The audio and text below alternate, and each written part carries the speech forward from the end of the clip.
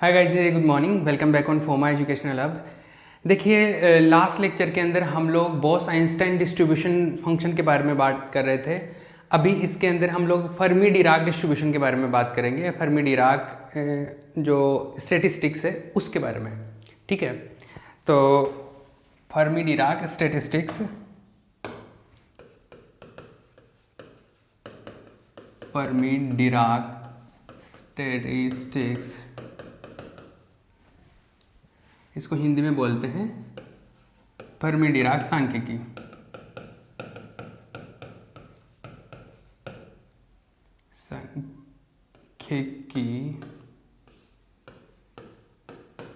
ठीक है। अभी देखिए, इससे पहले हम लोग बोस आइंस्टाइन स्टैटिस्टिक्स पढ़ चुके जो कि बोस पार्टिकल्स के लिए था। मैंने जब पार्टिकल्स का कंपैरिजन करवाया था और टाइप्स के बारे में बात की थी, तो हमने बात की थी कि एक तो होता है क्लासिकल पार्टिकल, चिरसम्मत कण, जिनको मैक्सवेल कण भी बोलते हैं, मैक्सवेल पार्टिकल, और एक होता है क्वांटम। जो क्वांटम पार्टिकल होते हैं वो दो टाइप के होते थे, एक तो बोसोन, जिनके लिए बोस आइंस्टाइन डिस्ट्रीब्यूशन था वो पढ़ चुके हैं, और एक था फर्मियोन, फर्मी पार्टिकल, फर्मी कण। उनके लिए जो थ्योरी दी गई थी वो था फर्मी, और डिराक ने उसका थ्योरी दिया था, तो इसको फर्मी डिराक डिस्ट्रीब्यूशन फंक्शन बोल दो या फर्मी डिराक स्टैटिस्टिक्स बोल रहे हैं हम लोग उसको। तो अभी हम लोग वो डिस्कस करने वाले हैं फर्मी डिराक के बारे में, ठीक है। उससे पहले की जो बातें बताई वो हम लोग डिस्कस कर चुके हैं। तो एक ये फर्मी डिराक डिस्ट्रीब्यूशन के बारे में हम बात करेंगे। अब देखिए, फर्मी डिराक डिस्ट्रीब्यूशन से बात करने के पहले, इससे पहले बात कर हम लोग कुछ फर्मी पार्टिकल्स के बारे में हल्का सा बात कर लेते हैं, जो कि पहले मैं बता चुका, लेकिन यहाँ पे भी हम लोग डिस्कस करेंगे। तो फर्मी पार्टिकल्स क्या होते हैं?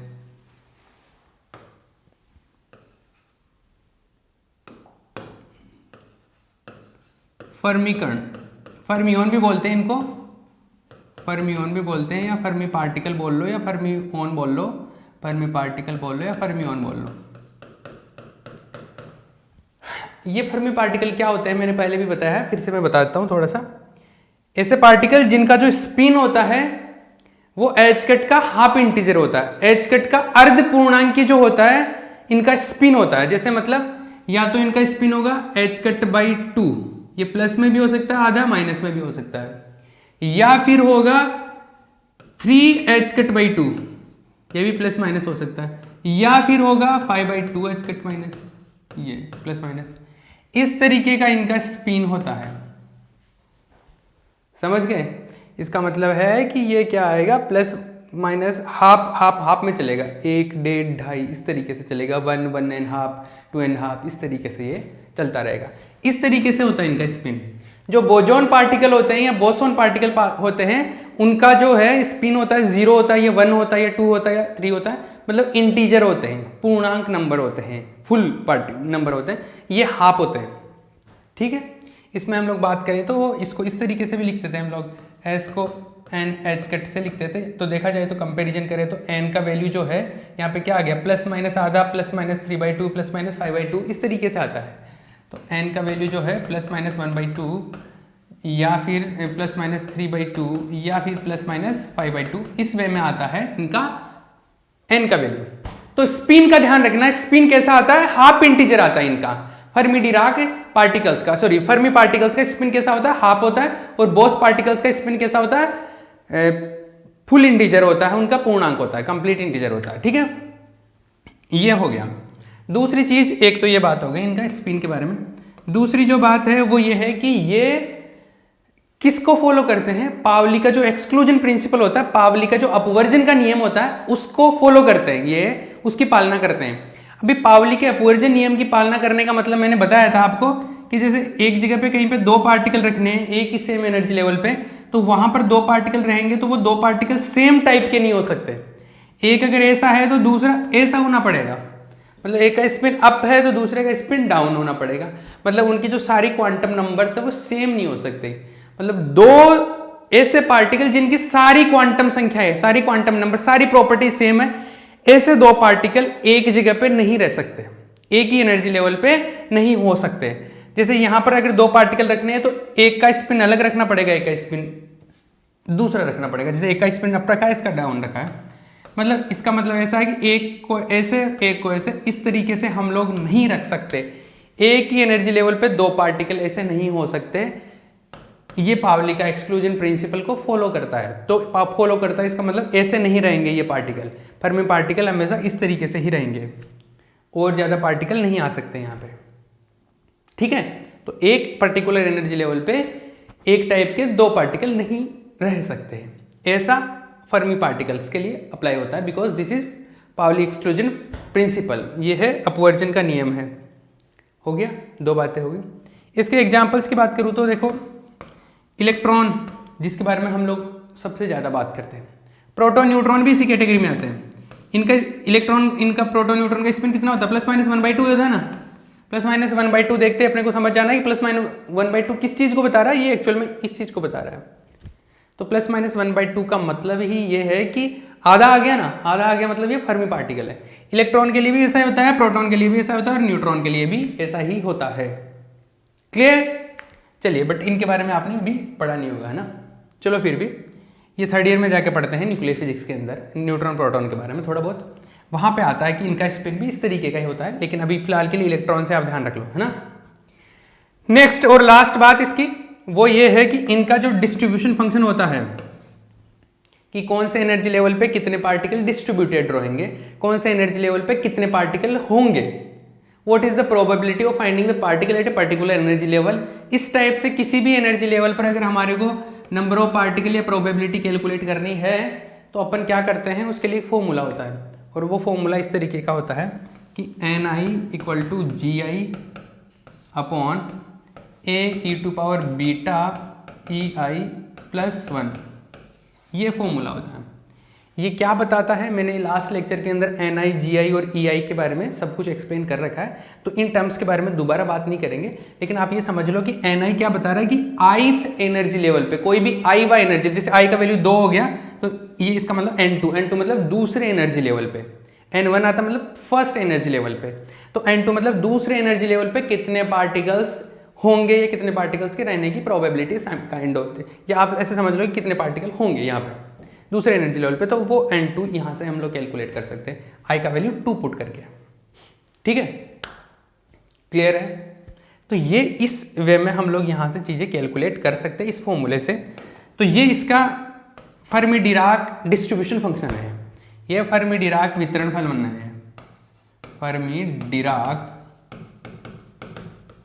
वितरण फलन, Fermi Dirac distribution function, Fermi Dirac distribution function, this is Fermi Dirac distribution function.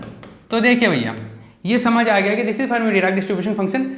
अपना जो मेन टारगेट है इस टॉपिक का वो यही है कि इस फॉर्मूले को अपने को क्या करना है, इस फॉर्मूले को डिराइव करना है, इसकी व्युत्पत्ति करनी है, इसको फाइंड आउट करना है कैसे ये बना है, ये बात है अपना। ठीक है, तो जैसे पहले वाला डेरिवेशन किया ना बोस आइंस्टाइन वाला, सेम वो ही प्रोसीजर अपनाएंगे, हर स्टेप उसी तरीके से लगाएंगे। बस लास्ट में फॉर्मूले में चेंज क्या हो रहा है, चेंज ये हो रहा है कि वो जो बोस आइंस्टाइन वाला फॉर्मूला था उसमें यहाँ पे -1 आ रहा था और यहाँ पे क्या आ जाएगा, +1 आ जाएगा। तो एक स्लाइड चेंज होगा, हल्का सा चेंज आएगा, बाकी कुछ नहीं है, सेम प्रोसीजर यूज करेंगे हम लोग। स्टार्ट करें, चलिए भैया। ये तो हम लोग ने थोड़ा सा फर्मी पार्टिकल्स के बारे में बता दिया, बाकी स्टार्टिंग हमारे को पूछे ऐसा जाएगा फर्मी डिराक वितरण फलन को समझाइए, उसका एक्सप्लेनेशन दीजिए, उसको डिराइव कीजिए, उसकी व्युत्पत्ति कीजिए, ये सब कुछ होगा। ठीक है, तो अपने को जब ये पूछा जाए तो थोड़ा सा फर्मी पार्टिकल्स के बारे में बता देना और फिर कहानी स्टार्ट कर देना। चलिए, तो इसको डिराइव करने का प्रोसीजर स्टार्ट करते हैं। तो प्रूफ देखिए, इसका भी प्रूफ।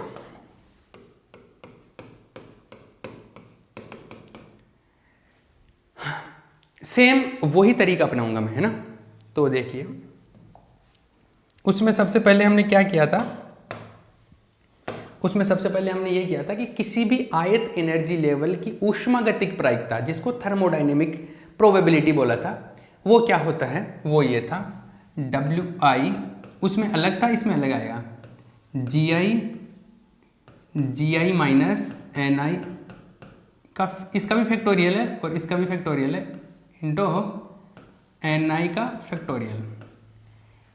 ये इसमें जो ith एनर्जी लेवल है, कोई भी i वा ऊर्जा स्थिर है उसकी जो थर्मोडायनेमिक प्रोबेबिलिटी है, ऊष्मागतिक प्रायिकता, जिसको हम बोलते हैं कि सूक्ष्म अवस्थाओं की संख्या एक तरीके से, नंबर ऑफ माइक्रोस्टेट, वो ये है ith एनर्जी लेवल का। अगर यहाँ पे 2 लिख दूंगा तो इसका मतलब है कि दूसरे एनर्जी लेवल की ऊष्मागतिक प्रायिकता आ जाएगा, सेकेंड एनर्जी लेवल का थर्मोडायनेमिक प्रोबेबिलिटी आ जाएगा। इसका एग्जैक्ट क्या मीनिंग है वो जो लास्ट वाला जो डेरिवेशन है उसमें हमने डिटेल में पढ़ा है, ठीक है। तो अभी मैं फिर से इसका मीनिंग नहीं समझाऊंगा, बस हम लोग इसका डेरिवेशन करेंगे। Got it? जिसको इसका मीनिंग अभी समझ नहीं आ रहा या किसको समझना है तो पहले वाला डेरिवेशन देख लीजिए, उसमें भी WI का मीनिंग समझाया था मैंने, राइट। अभी देखिए ये पढ़ने वाले हैं उस डेरिवेशन में, इस डेरिवेशन में डिफरेंस क्या है, वो ये है कि इसमें जो ये WI का फॉर्मूला है और उसमें जो WI का फॉर्मूला था, बस इसके टर्म डिफरेंट है। उसमें ये थोड़ा सा फॉर्मूला अलग था, इसमें थोड़ा सा अलग है। इसकी वजह से वो लास्ट में जाके उसमें माइनस आता है और इसमें ये जो है यहाँ पे प्लस आता है। ये जो चेंज है वो इसकी वजह से आता है। तो करें स्टार्ट, चलिए। सेम उसमें जो स्टेप्स लगाए ना, आप उठा के देख सकते हो, वो सेम स्टेप इसमें हम लगाएंगे, ठीक है। तो चलिए स्टार्ट करते हैं। मुझे कहाँ तक पहुँचना है, अब देखो थोड़ा थोड़ा हमें आइडिया रखते चलेंगे कि आगे क्या करना है, तो उस हिसाब से आपके माइंड में भी चलना चाहिए। ऐसे स्टेप्स को रटना नहीं, आपको ध्यान में रहना चाहिए कि मुझे क्या लेके आना है, उसके हिसाब से चलना है। मुझे फाइनली जो है कि कुछ एंट्रोपी का एक टर्म लेके आना है, KLN ओमेगा, इस तरीके से लेके आना है, ठीक है। ओमेगा या W जो है ये क्या है, ये टोटल ऊष्मागतिक प्रायिकता है, ये कुल टोटल थर्मोडायनेमिक प्रोबेबिलिटी है, जो कि W जो होता है वो क्या होता है, W1 into W2 into W3, हर एक एनर्जी लेवल की जो प्रोबेबिलिटी है उसको मल्टीप्लाई करने से ये मिल जाता है। तो ये मल्टीप्लीकेशन को हम लोग पाई से भी लिखते हैं ऐसे, और इसको ऐसे कर देते हैं, I इक्वल टू 1 से जहाँ तक जाता है, जैसे n तक जाता है या इन्फिनिटी तक जाता है, वहाँ तक आ जाएगा ये ऐसे।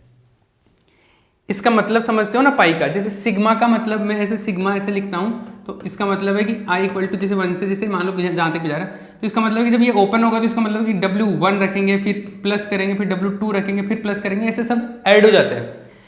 पाई का मतलब है कि जब ये ओपन होगा तो सारे क्या होंगे, मल्टीप्लाई होंगे। ये मैंने लास्ट यूनिट में, उसमें लास्ट डेरिवेशन के अंदर बताया था आपको, क्लियर है। अब देखिए इसके बारे में, W जो है, W ये आ गया। इसको दूसरे तरीके से भी मैंने बोला था कि आप इसको इस तरीके से भी लिख सकते हैं। कैसे? इसको तो ऐसे लिख ही दिया। अगर मैं, क्योंकि मुझे एंट्रोपी चाहिए, एंट्रोपी का फॉर्मूला जो होता है KLN ओमेगा होता है, ठीक है, और ओमेगा चाहिए तो मैं ऐसे लिख सकता हूँ। तो LN चाहिए पहले, तो सबसे पहले मतलब लॉग के साथ में चाहिए, तो LN लगा देता हूँ मैं इसके, LN ओमेगा। अगर ये उठा लूँ तो सही समझ में आ जाएगा, ये ले लो, ये ले लो, एक ही बात है, इससे जल्दी समझ आ जाएगा। ये करूँ तो ऐसे आएगा LN omega 1 dot omega 2 dot omega 3, ठीक है। समझ तो इसको डिटेल में लो, ये आएगा। ये मल्टीप्लीकेशन में तो LN जब ओपन होता है तो मल्टीप्लीकेशन वाले क्या हो जाते हैं, प्लस में आ जाते हैं। तो LN W1 plus LN W2 plus LN W3 किस तरीके से आएगा कि नहीं आएगा। इसका मतलब है कि सिग्मा लगा सकता हूँ, ऐड हो रहा है, क्या हो रहा है, LN के साथ में ऐड हो रहा है, LN ओमेगा I कर सकता हूँ मैं इसको। I का वैल्यू रख देना, यहाँ से 1 से स्टार्ट हो रहा है, I का वैल्यू 1 रखूंगा तो ये पहला टर्म मिल जाएगा, 2 रखूंगा ये टर्म मिल जाएगा, प्लस ये इस तरीके से मिल जाएगा। तो हम समेशन लगा सकते हैं, समेशन का मतलब ये होता है ऐड करना। पाई है जो ये मल्टीप्लीकेशन को डिनोट करता है, राइट। तो ये LN ओमेगा मिल गया, क्लियर। इसमें मैं K से मल्टीप्लाई कर दूँ तो डायरेक्ट मुझे एंट्रोपी मिल जाएगी, तो इसको मैं K से मल्टीप्लाई कर दूँ, KLN ओमेगा, इधर भी KLN ओमेगा I, तो ये क्या मिल जाएगा, एंट्रोपी मिल जाएगा। तो एंट्रोपी चल रहा है, ये बड़ी बात नहीं, K से तो बाद में भी मल्टीप्लाई कर सकते हैं, मेन जो चीज़ है वो ये है। इसमें क्या करना है अब अपने को, उसकी बात करते हैं। तो देखिए इसके ऊपर आ जाइए, इस पर क्या करने वाले हैं हम लोग, इसको WI का वैल्यू है ना ये रहा, वो वैल्यू यहाँ पे पुट करने वाले हैं। अब देखिए S जो है वो आगे K summation LN WI, omega I बोल रहे हैं WI, ओमेगा I या WI जो है उसका वैल्यू है GI factorial upon GI minus NI का फैक्टोरियल इंटू NI का फैक्टोरियल, ठीक है। इसको मैं ओपन कर सकता हूँ, कैसे, K को तो बाहर रहने दो, कोई प्रॉब्लम नहीं है। इसको अगर ओपन करेंगे तो समेशन को भी बाहर रहने दो। ये ln a अपॉन बी, ठीक है। तो आपको पता है ना ये अपॉन में है तो माइनस में आ जाएंगे, जैसे ln gi फैक्टोरियल माइनस ये आएगा, तो दो टर्म है इसमें, ये आ जाएगा ln gi minus ni factorial minus ln ni factorial. ये इतनी बात समझ में आ गई हो गई थी कैसे किया मैंने, जैसे वैसे मैंने लास्ट लेक्चर के अंदर बता दिया था, लेकिन मैं फिर भी एक बार हल्का सा यहाँ पे एक्सप्लेनेशन दे देता हूँ। ये ऐसे होता है कि ln, जैसे मान लो कि a अपॉन b इंटू सी है, ऐसे समझ लो, है ना। तीन, तो इसको जब ओपन करेंगे तो क्या आएगा, ln a minus ln b into C, ऐसे आएगा। अब इसको मैं ऐसे भी लिख सकता हूँ, ln a तो है ही पहला टर्म, ये दोनों मल्टीप्लिकेशन में तो इनको भी अलग अलग कर सकता हूँ, ln b और प्लस ln c आएगा, लेकिन ये बाहर सबके बाहर माइनस में है ना, तो माइनस भी आ जाएगा, तो ये प्लस होने के बजाय क्या होगा, माइनस होगा, ये भी माइनस हो जाएगा और ये तो है ही माइनस का। तो ये तीनों क्वांटिटी ऐसे आ जाएगी, ln a minus ln b minus ln c। तो ये भी ऐसे ही था, ln gi आ गया माइनस ln ये टर्म माइनस ln ये टर्म, ठीक है। ये मिल गया अपने को। आगे देखिए देखिए नोट्स तो मैं इसके दे रहा हूँ, लेकिन साथ साथ में आप क्या कर सकते हैं, थोड़ा शॉर्ट नोट्स बना सकते हैं, ताकि जब आप नोट्स देखो तो आपके माइंड में क्लियर रहे, ठीक है। ये है एस के समेशन। अब देखो इसमें इसका एक फॉर्मूला था, एक फॉर्मूला था, वो फॉर्मूला हमने लगाया था लास्ट लेक्चर के अंदर, और वो ऐसा था कि ln में अगर जैसे मान लो कुछ n फैक्टोरियल आ गया, मतलब कोई भी क्वांटिटी आ गई, तो इसको कैसे ओपन करते हैं हम लोग, n ln n minus n, ऐसे ओपन करते हैं।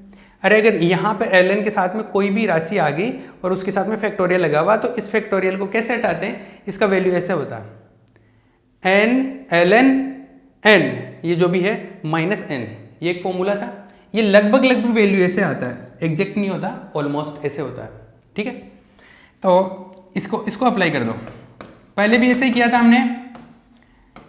क्या आएगा, ln gi है, ln gi है तो ln gi इसकी तरह ओपन करेंगे तो देखो क्या आएगा, ये आएगा gi ln gi minus gi, right. फिर ये आएगा, माइनस तो खैर बाहर है, ये आएगा gi, n की जगह ये है भी, कैपिटल N की जगह ये है, gi ni ln gi minus ni minus ये, तो माइनस बाहर चल रहा तो माइनस माइनस प्लस हो जाएगा, प्लस gi माइनस ni, ठीक है। नेक्स्ट टर्म ये है, इसका जो आएगा वो आएगा minus ni ln ni minus ni, minus minus plus हो जाएगा, ये लो, समझ रहे हो ना। माइनस माइनस प्लस कौन सा, यहाँ पे ये जो माइनस आता है बाहर भी क्योंकि माइनस है इसमें, तो माइनस माइनस प्लस होके ये टर्म प्लस का हो गया, ठीक है। ये मिल गया अपने को, ठीक है। कुछ कैंसिल आउट हो जाता है तो कैंसिल आउट कर दो, बाकी तो ठीक है। कुछ कैंसिल आउट हो रहा है क्या इसमें, होना तो चाहिए था, हो रहा है। देखो ये gi है माइनस का और ये gi है प्लस का, ये ni है प्लस का, ये ni है माइनस का, कैंसिल आउट हो गया। तो सिंप्लीफाई होके ये क्या बन गया, s इक्वल्स टू के summation gi ln gi minus gi minus ni ln gi minus ni, ये मिल गया, माइनस ni ln ni, ये मिल गया। क्लियर है। अभी देखिए आगे हम लोग इस चीज़ का क्या कर सकते हैं। आपको अगर याद हो तो मैंने लाग्रांज मेथड अपनाया था इसको सोल्व करने के आगे। तो जो लाग्रांज मेथड है उसके लिए मुझे 3 इक्वेशन चाहिए थे, 3 समीकरण। बोस आइंस्टाइन में जैसे किया ना, सेम प्रोसीजर यूज कर रहा हूँ।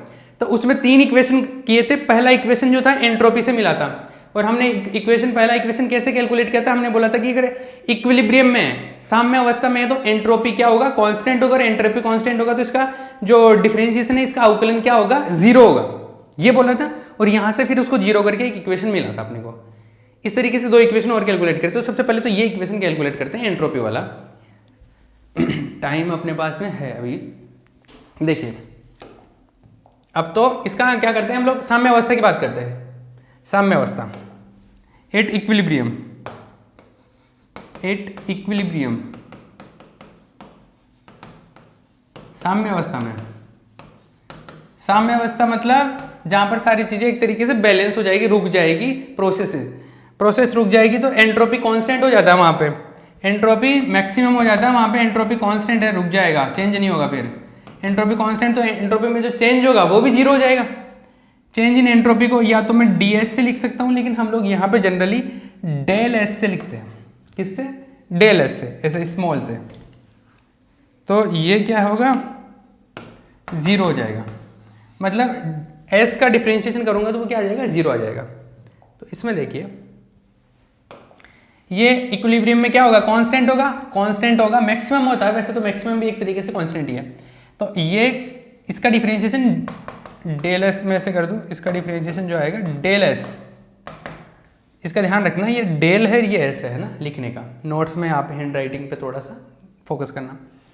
इधर देखो ये आ जाएगा के समेशन, इसका डिफरेंशिएशन करो इसका, तो ये तो क्या तो कांस्टेंट है, बोल्ट्जमान कांस्टेंट है ना, तो इसको तो रहने दो।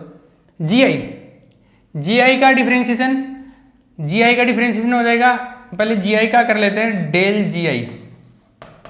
अब देखो डेल जी आई नहीं होगा, मैंने बताया था आपको, क्योंकि जी आई तो क्या है? फिक्स है, एक पर्टिकुलर एनर्जी लेवल के लिए जो डिजेनरेसी है, अपभ्रष्टता है, वो नियत रहती है। चेंज क्या होता है? एन आई, तो जी आई तो कांस्टेंट है, जी आई का नहीं होगा इसमें। तो ये तो जी आई कांस्टेंट है, इसमें जी आई कांस्टेंट है, पूरा टाइम में कांस्टेंट है, इसका क्या हो गया? जीरो हो गया, ये तो हट गया। चलो बढ़िया हो गया, सिंप्लीफाई हो गया। इसका देखिए, इसका करना, तो इसमें दो टर्म है, एक तो ये, एक एल एन वाला, तो पहले इसका कर लो फिर इसका कर लो, ऐसे है ना।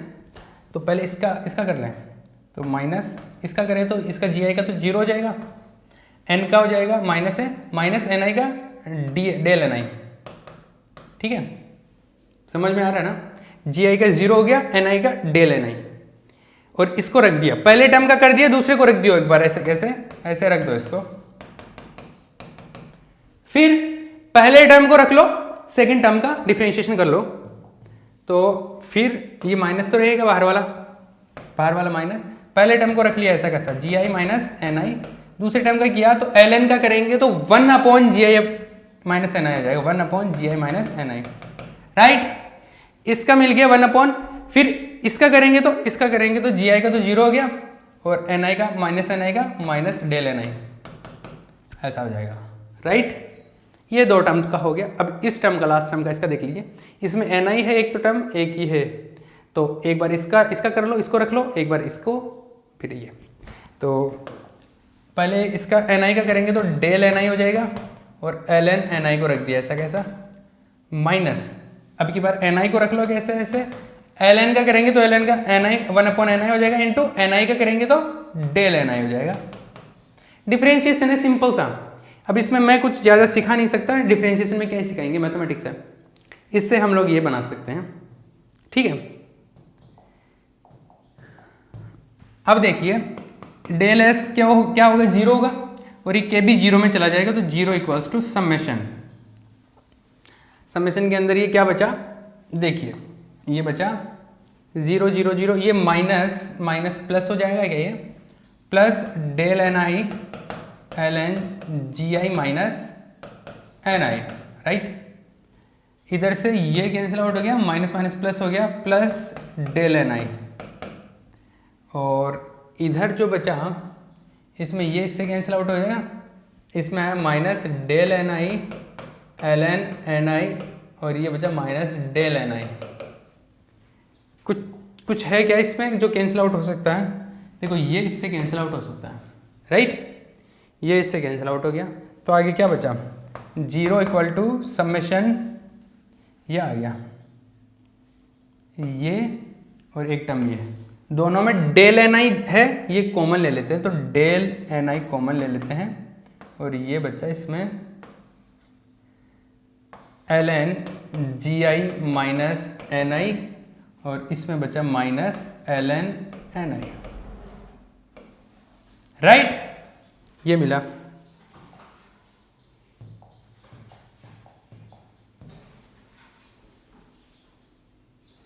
चमका,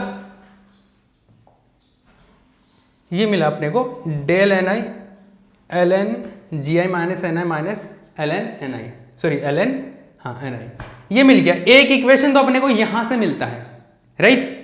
एक समीकरण अपने को यहां से मिल गया भैया। इसको मैं चाहूं तो बराबर इस तरफ लिख सकता हूं, ये इक्वल इधर रख लो, एक ही बात है। एक इक्वेशन तो ये मिल जाता। दूसरा इक्वेशन है, दूसरा इक्वेशन हम लोग टोटल एनर्जी से कैलकुलेट करते हैं। टाइम कंप्लीट होने वाला होगा, 5 मिनट है, एक इक्वेशन और कैलकुलेट कर लेते हैं। जैसे उसमें किया ना, सेम उसी तरीके से 2 इक्वेशन और कैलकुलेट करेंगे। हम लोग एक चीज जानते हैं क्या, सिंस टोटल जो एनर्जी है, टोटल एनर्जी वो कैसे कैलकुलेट किए थे, पहले एनर्जी लेवल की एनर्जी इंटू वहां पे जितने पार्टिकल है उनको हम लोग कैसे लिख रहे थे, ni, n1 पहले पे, दूसरे पे टोटल एनर्जी, दूसरे की एनर्जी इंटू एक particle, sorry number of particle n2 plus E3 into n3। इस तरीके से हम लोग टोटल एनर्जी कैलकुलेट कर सकते हैं। ये मैंने लास्ट लेक्चर में समझाया था, ठीक है। तो E जो है वो ऐसे आ जाएगा, इसको समेशन में ले जाऊं तो EI इंटू NI आ जाएगा ऐसे, ठीक है। अब हमको पता है कि इक्विलिब्रियम में टोटल एनर्जी कांस्टेंट रहती है, ना कोई नई एनर्जी आ रही है, ना कोई एनर्जी बाहर जा रही है एक तरीके से, तो टोटल एनर्जी इज कांस्टेंट। तो at equilibrium E is constant at equilibrium. साम्यावस्था में E कांस्टेंट रहता है, E कांस्टेंट रहता है। तो अभी मैं इसका डिफरेंशिएशन करूँ, अगर इसका अवकलन करता हूँ तो अवकलन 0 में चला जाएगा। तो इसका अवकलन करूँ तो डेल ई क्या होगा, 0। डेल ई डेल ई कुछ भी है, वो डिफरेंशिएशन कुछ होगा। तो इसका डिफरेंशिएशन अवकलन जो है डेल ई क्या आ गया, 0 आ गया। तो इसका डेल ई इस तरफ, इसका अवकलन करो, देखो अभी इसका अवकलन करो, डेल ई इधर, तो इधर क्या आएगा, इधर समेशन ई आई तो कांस्टेंट है, एन आई का क्या हो जाएगा, डेल एन आई। ई आई और जी आई कांस्टेंट रहते हैं, क्यों, मैंने लास्ट लेक्चर्स में बताया था आपको, क्योंकि ये पर्टिकुलर एनर्जी लेवल है, ये पता है कि अपने को इतनी एनर्जी है तो इसकी फिक्स है। पर्टिकुलर एनर्जी की जी आई भी फिक्स होता है, डिजेनरेसी भी। एन आई जो है वो नंबर ऑफ पार्टिकल्स ऊपर नीचे हो जाते हैं, कभी 5 पार्टिकल इधर, कभी 2 पार्टिकल इधर, ऊपर नीचे अप डाउन होते रहते हैं, ये चलता रहता है। तो डेल ई आई तो 0 है, तो ये हो गया 0 equal to summation E I del N I. इसको थोड़ा इस तरीके से लिख लेते हैं हम लोग, summation E I del N i equal to 0। ये इक्वेशन नंबर 2 मिल गया अपने को। एक समीकरण ये और मिल गया, 2 समीकरण मिल गया, 2 इक्वेशन। तो एक इक्वेशन ये था, एक इक्वेशन ये हो गया, ठीक है, 2 इक्वेशन। तीसरा इक्वेशन कैसा है देख लो। थर्ड इक्वेशन में क्या होता है, टोटल जो पार्टिकल होते हैं वो क्या है, total particle n1 plus n2 plus n3। ऐसे तो हर एनर्जी लेवल के पार्टिकल ऐड कर दो कि पहले एनर्जी लेवल पे कितने हैं, दूसरे पे कितने हैं, टोटल ऐड करेंगे तो क्या आएंगे, टोटल पार्टिकल आ जाएंगे। इस तरीके से total number of particle calculate कर लेंगे। अभी इक्विलिब्रियम में ना कोई नए पार्टिकल आ रहे, ना बाहर से, सॉरी ना बाहर जा रहे, ना नए आ रहे अंदर, तो particle number of particle fix है अपने पास, ना बाहर जा रहे हैं ना अंदर आ रहे हैं। तो n is constant at equilibrium, equilibrium में कांस्टेंट है, नए पार्टिकल नहीं आ रहे हैं, या जितने जा रहे हैं उतने आ रहे हैं, तो कांस्टेंट है पार्टिकल नंबर ऑफ पार्टिकल्स। तो डेल n क्या रहेगा, 0 रहेगा। इसका डिफरेंशिएशन क्या रहेगा, 0। इसका डिफरेंशिएशन 0, तो करो इसका, इस इक्वेशन का डिफरेंशिएशन करो लेफ्ट साइड, तो डेल n, और सॉरी इसको एक तरीके से पहले ऐसे लिख लो, इसको ऐसे लिख सकता हूँ मैं, इस इक्वेशन को थोड़ा सा सिस्टमेटिक वे में, जैसा अपने को जुगाड़ बनाना, इसको हम ऐसे लिख सकता हूँ ना, n equal to summation of n i, right. अब इसका डिफरेंशिएशन करो, इसका डिफरेंशिएशन करेंगे तो लेफ्ट साइड हो जाएगा डेल n, और इधर हो जाएगा समेशन एन आई का डेल एन आई, राइट। अब हमको मालूम है कि डेल n तो क्या होगा, 0, because capital N is constant at equilibrium, ठीक है। तो ये डेल n जो है 0 हो जाएगा, तो ये हो गया 0 समेशन डेल एन आई, और डेल एन आई समेशन इस 0 को उस तरफ लिख देता हूँ, ये येलो। ये इक्वेशन नंबर 3 मिल गया। तो 3 समीकरण मिल गए, देयर आर 3 इक्वेशंस। इन तीनों समीकरण से जैसे पहले किया था सेम उसी तरीके से हम लोग क्या करेंगे, लैग्रांज इक्वेशन कैलकुलेट करेंगे। सॉरी लैग्रांज जो मेथड है उससे हम लोग इन तीनों इक्वेशन को कैलकुलेट करेंगे। एक को अल्फा से, एक को बीटा से मल्टीप्लाई करके उसमें से माइनस कर देंगे और इक्वल टू 0 रह जाएगा। तो उस तरीके से इसको सॉल्व करेंगे और फाइनली अपने को एक इक्वेशन मिलेगा जो कि अपना फर्मी डिराक डिस्ट्रीब्यूशन फंक्शन मिल जाएगा अपने को फाइनली, ठीक है। ओके, वो हम लोग नेक्स्ट लेक्चर में बचा हुआ portion, next remaining portion next lecture में डिस्कस करेंगे, राइट। चलिए भैया